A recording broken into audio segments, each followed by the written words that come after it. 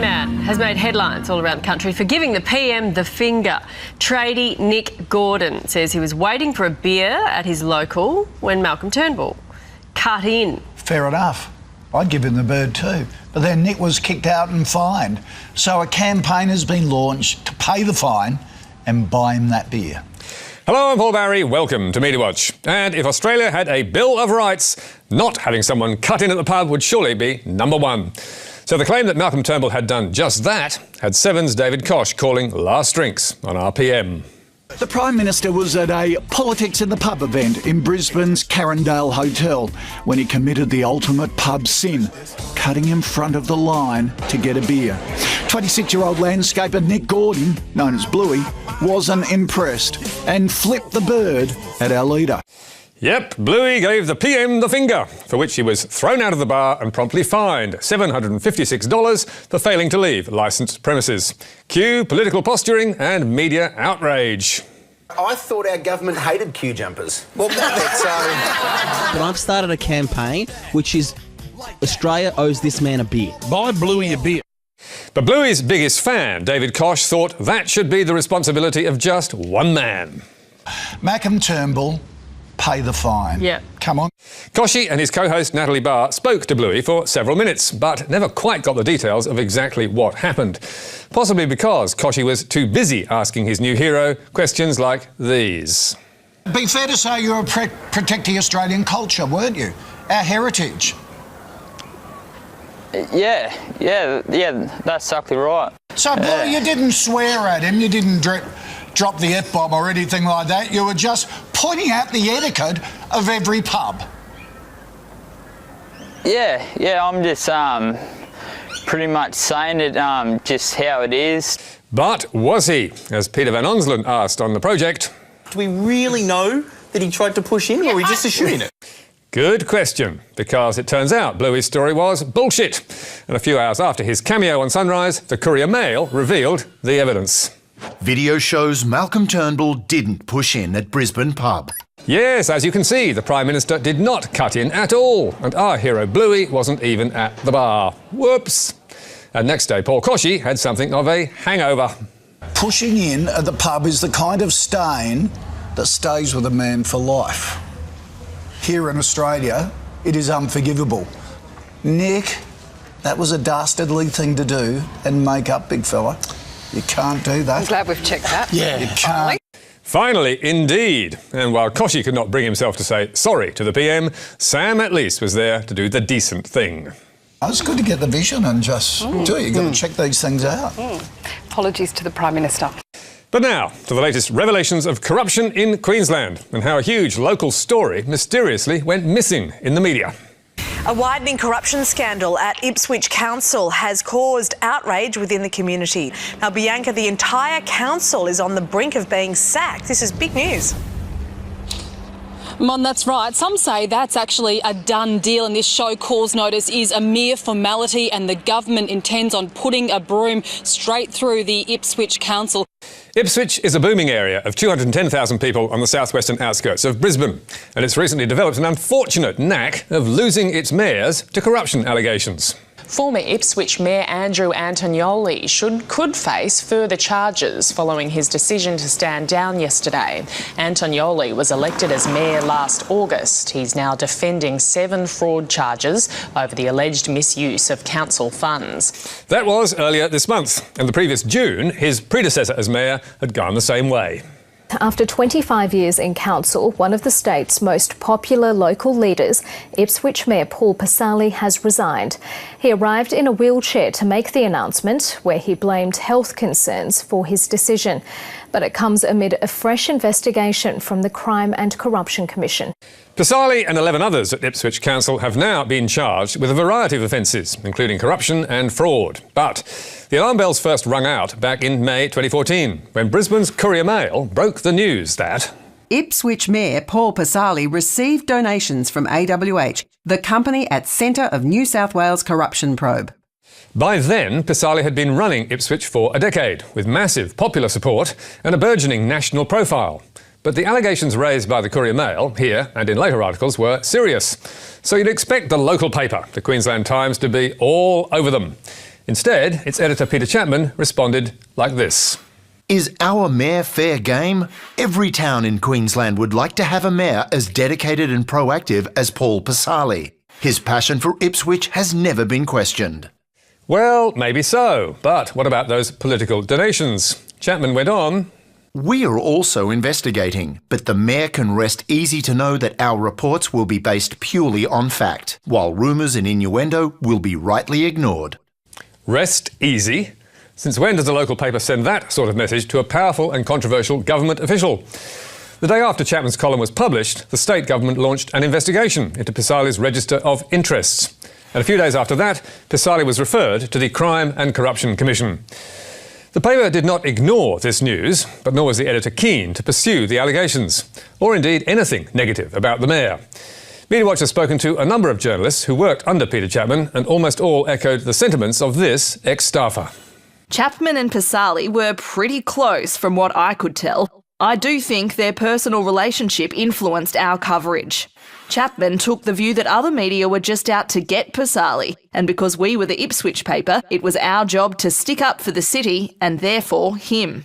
The Courier Mail continued to raise questions about the mayor's dealings, and in January 2015, Chapman again wrote to Pasali's defence, promising to fight the, quote, smear campaign. The Queensland Times, as the guardian of this town, will do everything it can to wash away any false mud to reveal the truth. And when, in May 2015, the Crime and Corruption Commission initially found no evidence of wrongdoing by Pasali, the Queensland Times demanded payback. The Courier Mail editor should be handing in his resignation this morning. He led his paper in a bid to destroy an honest man. Chapman's defence of the embattled mayor did not stop there. Soon afterwards, when former Ipswich MP and state government frontbencher Rachel Nolan proposed expelling Pasali from the Labor Party, Chapman slapped her on the front page in a witch's hat. Nolan thought that sexist and unfair, but she also worried about the Queensland Times' agenda, telling Media Watch last week. In recent years, it just stopped reporting the news and started building up this cult of Pasali. They'd run gushing articles on him, totally destroy anyone who asked questions, and then report readers' views like he was a caped crusader. And that, Nolan argues, allowed the mayor and his mates to run rampant. The result was that there was no scrutiny on the council, the whole environment was corrupt, tens of millions of dollars were wasted, and the paper completely ignored it. Throughout 2015 and 2016, the Times continued to champion the mayor, celebrating his re-election in March 2016. But by June last year, Chapman had left the paper, so he did not have to figure out how to sugarcoat Pasali's televised fall from grace. There was no mayoral robe for his last media briefing as the civic leader, just pyjamas, socks and a dressing gown. It's a very sad day for me and a very emotional day. After 13 years as mayor and more than 25 years in local government, he's calling it quits. What Pasali didn't tell the TV cameras was that his office had been raided by the Crime and Corruption Commission the day before, and that 3 weeks earlier he'd been caught by the Federal Police at Melbourne Airport with $50,000 in cash. Shortly after his resignation, Pasali was charged with corruption, extortion, fraud and perverting the course of justice. And prosecutors say there may be more to come. The charges spell victory for the Courier Mail, which doggedly pursued the mayor. But they also raised serious questions about why the Queensland Times did such a poor job. Media Watch has been told the mayor boasted about his influence over the paper and threatened to withdraw advertising dollars if journalists did not fall into line. So is that why Chapman, who's no longer in journalism, was such a sycophantic supporter? Well, we don't know, because he did not respond to our calls, texts or emails. But what we do know is it's the media's job to keep a critical eye on the people in power. And Queensland Times failed in its duty to do that. And now to the delicate matter of how to warn people about bowel cancer. Awareness about one of the most common forms of cancer remains disturbingly low because of a reluctance to talk about it. That's the take-out message from a series of focus groups looking at why so many Australians over 50 refuse to take part in a free home screening test for bowel cancer.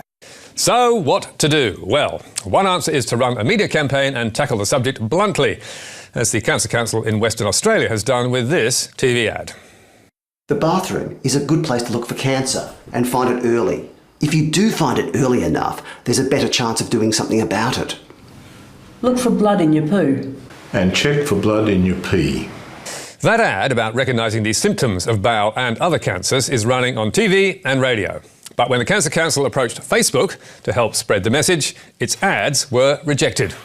Facebook has refused to post the ads because they contain specific personal attributes of physical, medical, mental condition, including blood in your poo, bloody poo, do you have cancer, noticed blood in your poo.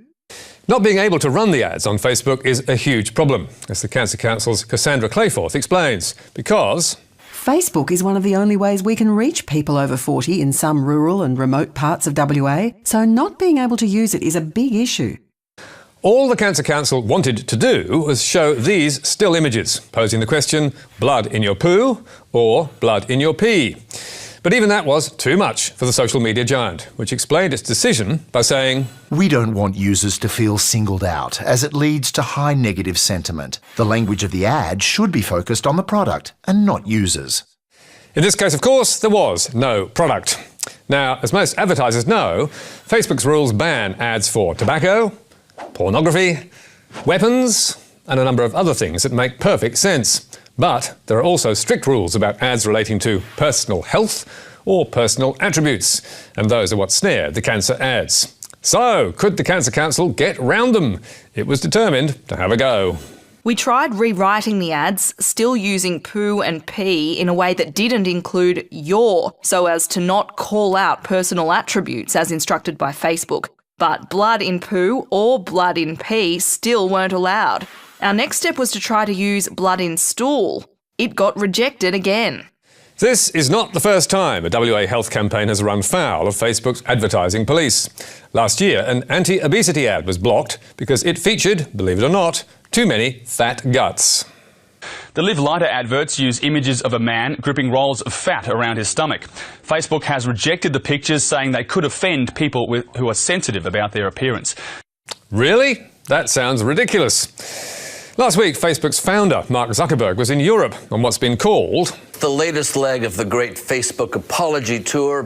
And he offered this now familiar refrain about the company's recent failures over privacy leaks and fake news. We didn't take a broad enough view of our responsibility, and that was a mistake, and I'm sorry for it. Well, we reckon blocking government-backed health campaigns is a mistake as well. 4,100 Australians died of bowel cancer last year and suffered a great deal of negative sentiment along the way. Facebook needs to change its policy, and Mark Zuckerberg needs to say sorry again. And finally, to the news you've all been waiting for. Yes, at last, Brad Pitt and Jennifer Aniston are together again. And how do we know? Because last week's NW has the couple on the cover. Busted in Cannes! Where last week they were enjoying dinner dates, house hunting and a ring. Amazing. But you may remember we busted NW and other women's mags only last month for faking photographs of the pair. By finding pictures, taken alone or with other partners, often years apart, and stitching them together like this. Magic, eh? But guess what? NW is so shameless and deceitful, we've caught them doing it again. With this photo of Brad at the Venice Film Festival in 2008, and this photo of Jen on the set of The Bounty Hunter in 2009. Flipped and zipped to have them together again in France. Yes, we can. The reunited lovebirds mix business and pleasure on the French Riviera. You won't be surprised to hear it was a top secret visit, and the couple kept a, quote, low profile. Really, the magazine's nerve is incredible. NW's cover did have two genuine photos of the pair, headed His romantic French proposal, with Brad and Jen actually in Paris. But what it failed to tell readers was they were taken 14 years ago. Why on earth does anyone still care? But more to the point, why does anyone still fall for these lies? And is there really nothing to stop the magazine from cheating in this way? It seems there's not. And believe it or not, NW's readership is growing, which is perhaps one reason why editor Mark Brandon, yes, take a good look, did not even bother to acknowledge our questions. And there's more about tonight's stories on our Facebook page or our website, where you can get a transcript and download the programme. You can contact me or Media Watch on Twitter. And don't forget, Media Bites every Thursday. But for now, until next week, that's it from us. Goodbye.